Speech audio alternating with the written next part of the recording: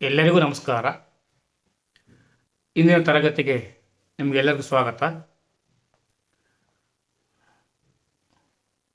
ನಾನಿಂದು ತಂದಿರುವ ಮುಖ್ಯ ವಿಷಯ ವಸ್ತು ಪರೀಕ್ಷೆಗೆ ಬರುವ ಬಹು ನಿರೀಕ್ಷಿತ ಪ್ರಶ್ನೆಗಳು, 3 ಅಂಕದ ಪ್ರಶ್ನೆಗಳು. ಮೊದಲಿಗೆ ಭಾರತ ಪ್ರಥಮ ಸ್ವತಂತ್ರ ಸಂಗ್ರಾಮ ಪಾಠದಲ್ಲಿ ನೋಡ್ಕೊಂಡು ಬರುವ 1857ರ ದಂಗೆಯ ರಾಜಕೀಯ ಕಾರಣಗಳು ಯಾವುವು? ಉತ್ತರ ಅದಕ್ಕೆ ಹೀಗೆ ಬರೀಬೇಕು: ದತ್ತು ಮಕ್ಕಳಿಗೆ ಹಕ್ಕಿಲ್ಲ ನೀತಿ, ಸತಾರಾ, ಜೈಪುರ, ಝಾನ್ಸಿ, ಉದಯಪುರ ಮುಂತಾದವುಗಳು ವಶ, ತಂಜಾವೂರು ಕರ್ನಾಟಕ ನವಾಬರಿಗಿದ್ದ ರಾಜ ಪದವಿ ರದ್ದು, ಮೊಘಲ್ ಚಕ್ರವರ್ತಿ ಮತ್ತು ಔದ್ನ ನವಾಬನ ಪದಚ್ಯುತಿ, ಲಕ್ಷಾಂತರ ಸೈನಿಕರು ನಿರುದ್ಯೋಗಿಗಳು. ಈಗ ಅದೇ ಪಾಠದಲ್ಲಿ ಮೊದಲ ಪ್ರಶ್ನೆ: 1857ರ ದಂಗೆಗೆ ಆಡಳಿತಾತ್ಮಕ ಕಾರಣಗಳು ಯಾವುವು? ಹೊಸ ಕಾನೂನುಗಳ ಜಾರಿ, ಭಾರತೀಯರಿಗೆ ಪ್ರತ್ಯೇಕ ಕಾನೂನುಗಳು, ಇಂಗ್ಲಿಷ್ ನ್ಯಾಯಾಲಯದ ಭಾಷೆ, ಇಂಗ್ಲಿಷ್ ಪರವಾಗಿ ನ್ಯಾಯ ತೀರ್ಪು. 1857ರ ದಂಗೆಯ ವಿಫಲದ ಕಾರಣಗಳು ಯಾವುವು? ಭಾರತೀಯ ಸೈನಿಕರಲ್ಲಿ ಒಗ್ಗಟ್ಟಿರಲಿಲ್ಲ, ನಿಶ್ಚಿತ ಗುರಿ ಇರಲಿಲ್ಲ, ಸೂಕ್ತ ಸೇನಾ ನಾಯಕತ್ವ ಇರಲಿಲ್ಲ, ಸೂಕ್ತ ಮಾರ್ಗದರ್ಶನದ ಕೊರತೆ, ವ್ಯವಸ್ಥಿತ ಸಂಘಟನೆಯ ಕೊರತೆ, ಕೆಲ ರಾಜರು ಬ್ರಿಟಿಷರಿಗೆ ತೋರಿದ ನಿಷ್ಠೆ, ಸಿಪಾಯಿಗಳು ಮಾಡಿದ ಲೂಟಿ, ದರೋಡಿನ ಜನರ ವಿಶ್ವಾಸ ಕಳೆದುಕೊಂಡರು. ಈ ಕಾರಣಗಳಿಂದ ದಂಗೆಯು ವಿಫಲವಾಯಿತು. 1857ರ ದಂಗೆ ಆರ್ಥಿಕ ಕಾರಣಗಳು ಯಾವುವು? ಗೃಹ ಕೈಗಾರಿಕೆಗಳ ನಾಶ, ಕುಶಲಕರ್ಮಿಗಳ ನಿರುದ್ಯೋಗ, ಭಾರತದ ವಸ್ತುಗಳ ಮೇಲೆ ಅಧಿಕ ತೆರಿಗೆ, ರೈತರ ಶೋಷಣೆ, ಇನಾಮು ಭೂಮಿ ವಶ, ಕೃಷಿಕರ ಸಂಕಷ್ಟ ಮತ್ತು ಅವಮಾನ. 1857ರ ದಂಗೆಗೆ ಸೈನಿಕ ಕಾರಣಗಳು ಯಾವುವು?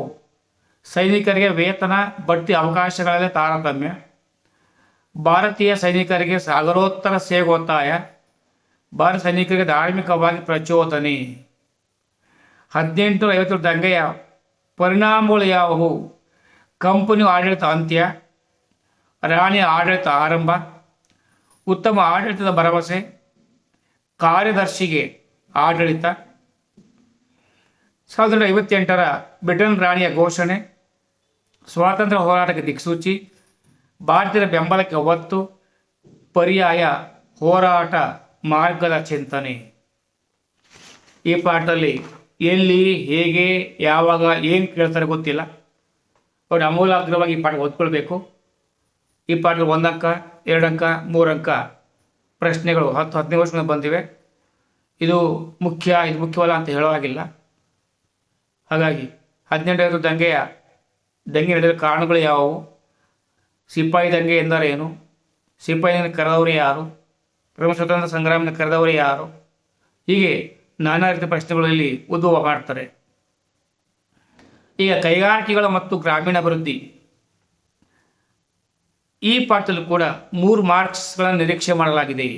ಹೂಗ್ಲಿ, ಮುಂಬೈ, ಪೂನಾ, ಅಹಮದಾಬಾದ್, ವಡೋದರ, ದಾಮೋದರ ಕಣಿವೆ, ದಕ್ಷಿಣ ಕೈಗಾರಿಕಾ ಪ್ರದೇಶ, ರಾಷ್ಟ್ರೀಯ ರಾಜಧಾನಿ, ವಿಶಾಖಪಟ್ಟಣ, ಗುಂಟೂರು, ಕೊಲ್ಲಂ, ತಿರುವನಂತಪುರ.